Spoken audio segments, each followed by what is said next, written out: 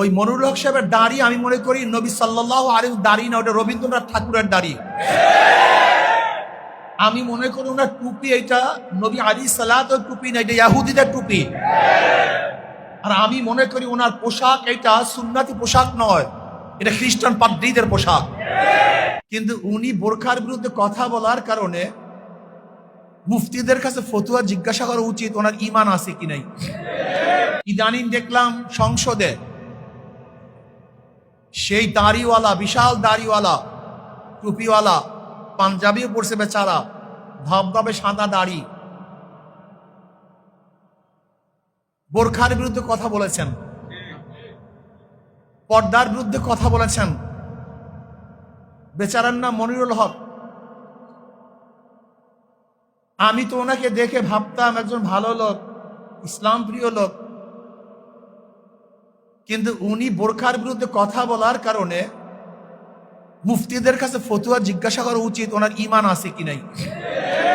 আমার যতটুকু তাহকিক, আল্লাহ পাকের কোন বিধানের বিরুদ্ধে কেউ যদি কথা বলে, ঘৃণা করে, অপছন্দ করে, কেউ যদি অপছন্দ করে, ঘৃণা করে আল্লাহ পাকের কোন বিধানকে, সাথে সাথে বেঈমান হয়ে যায়, সে আর মুসলমান থাকে না।